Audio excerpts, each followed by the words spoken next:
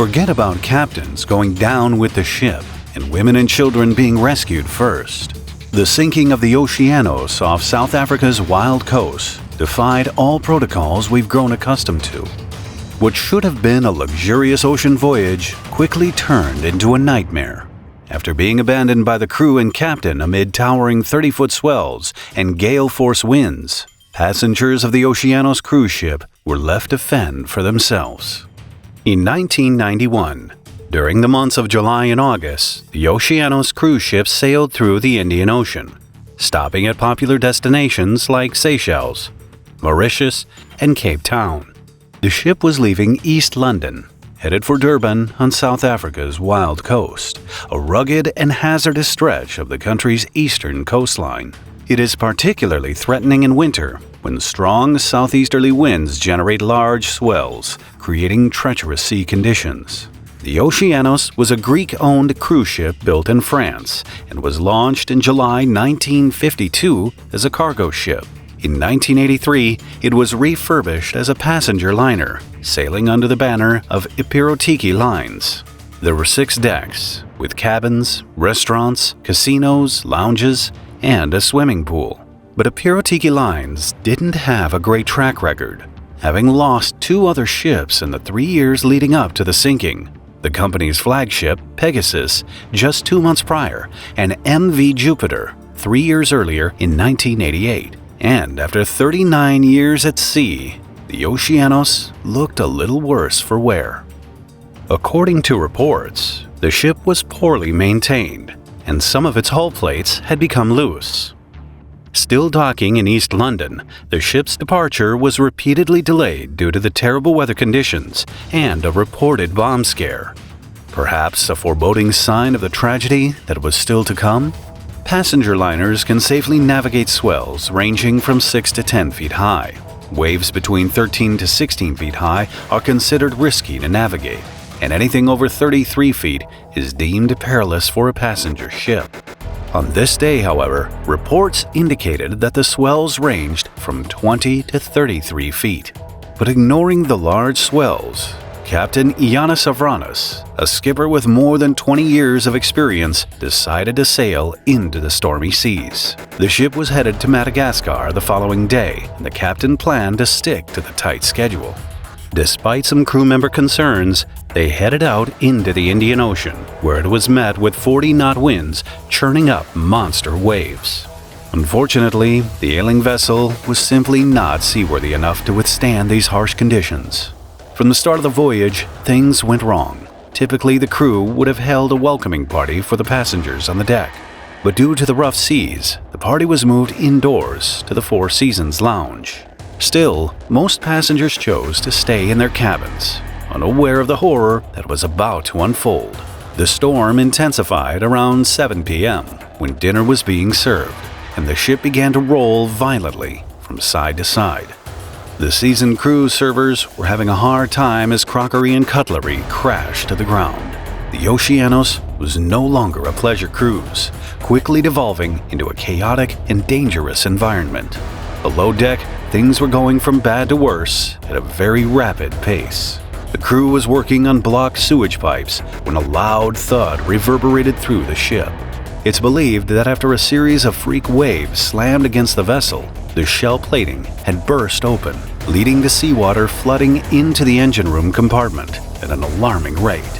In an instant, the ship lost power and was plunged into darkness as the chief engineer shut down generators to avoid it short-circuiting.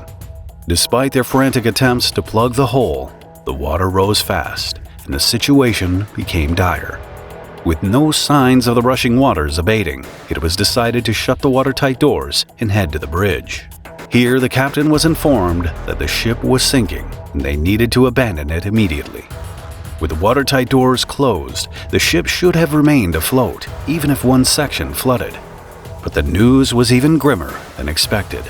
An unfitted ventilation pipe left a 4-inch hole in the wall separating the engine room and the sewage tank. Inside the tank, multiple non-return valves had been removed for repairs after they had malfunctioned on a recent trip. As a result, water flooded the sewage system and made its way to the rest of the ship. It was a race against time to abandon the vessel before it was too late. Meanwhile, the passengers were fearfully congregating in the main lounge where the entertainment was scheduled. Anxious and concerned, they looked around for anyone in authority to calm their fears.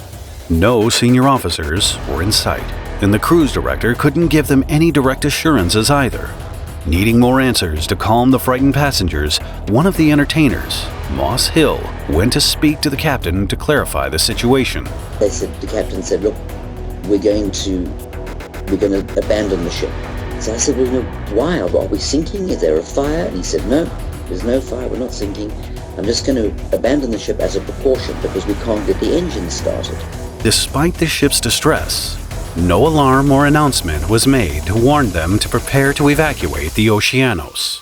Unsure of the situation, Hill returned to the lounge, where he and the rest of the passengers saw a chilling sight. And I heard a noise, and I looked over and all the passengers looked over, and we saw a lifeboat going down past the window. And that's scary. This prompted Hill to go see for himself what was happening on the lower deck. Right down below now, there's water everywhere. It's sloshing about from side to side. The water level steadily rose in the engine room, flooding through the hole in the bulkhead and into the waste disposal tank. With the valves still open on the holding tank, the water coursed through the main drainage pipes and rose like a tide inside the ship, spilling out of every shower, toilet, and waste disposal unit connected to the system. It was clear there was no stopping the flooding, and all hope was lost for the Oceanos. Without officers around, Hill and the rest of the entertainers knew any rescue efforts would have to be organized by them. Immediately, they started to arrange the bewildered passengers into groups to prepare to launch the lifeboats. But the entertainers had no idea how to evacuate the cruise ship and launch the lifeboats, hanging high above the deck on both sides. They started by lowering the starboard side lifeboats down to the deck one by one. The scared passengers, including young children, women, and the elderly, had to fight their fears, launching themselves into the lifeboats as the winds and rain battered the rafts into the side of the ship. Any misstep could see someone fall into the tumultuous dark abyss surging below. Each heaving lifeboat, now with as many as 90 people, would then be lowered to the sea on cables. To compound matters, they were launched amidst incredibly rough seas, with reports of waves reaching heights of up to 98 feet. Even though some passengers made it off the ship, their battle was far from over. The lifeboats were bashed around in the open sea while fighting the cold, wet, and dangerous conditions. The Oceanos was progressively filling up with water, and listing significantly towards its starboard side, making it almost impossible to launch the remaining life rafts on the port side without risk. Survivors would later say they saw senior officers and crew jumping into lifeboats before passengers and launching only half-full rafts, leaving about 200 people stranded on the sinking ship. With no more lifeboats left to launch, the entertainers headed for the bridge, where they made a shocking discovery. It was completely unmanned, and the captain was nowhere in sight. With no idea how to operate the equipment, they tried to use the radio phone, frantically repeating "Mayday, Mayday," in the hope of receiving a response. National Sea Rescue need a spare channel. Can you help, over? Eventually, a voice from the other end answered the distress signal, inquiring about the situation and the ship's location. Hill sought assistance in responding to technical inquiries crucial for coordinating a search and rescue operation and went to look for the captain. He eventually discovered him smoking in the dark towards the cruiser's stern. The captain seemed shocked and persistently declined to provide aid, stating, "Not necessary," in response to every request. It would be another torturous 4 hours before help finally arrived. At first light, 16 helicopters from the South African National Defense Force and Navy divers located the sinking vessel.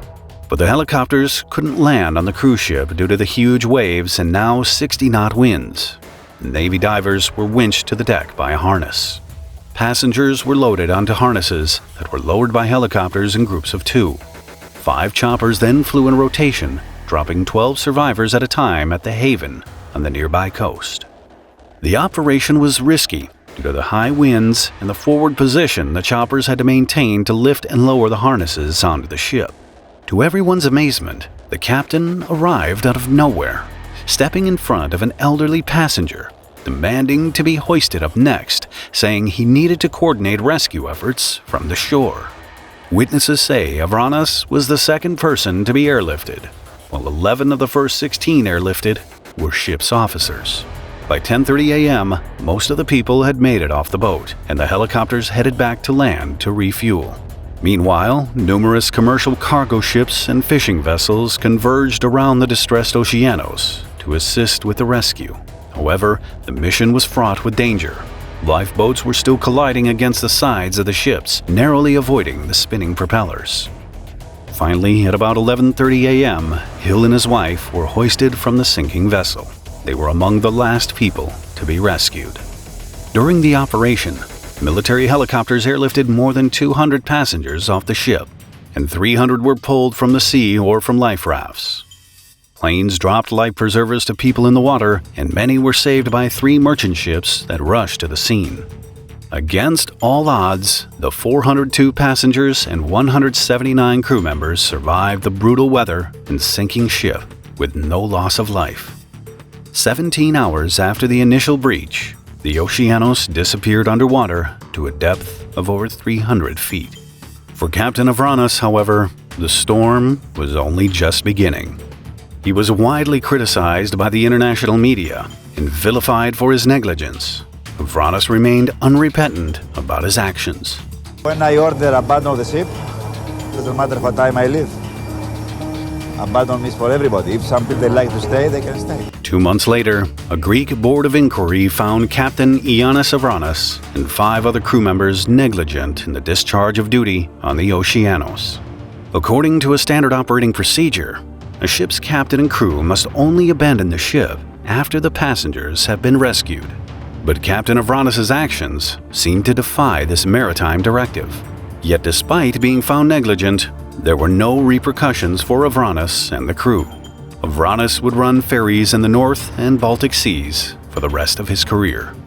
While the sinking of the Oceanos was a terrible disaster, it was ultimately not a tragedy.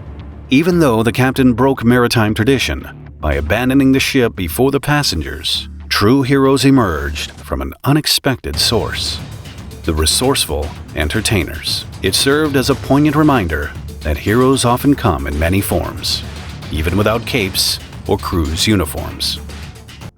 Watch this episode next if you found this video interesting. Please add a like and leave a comment if you want to support the channel.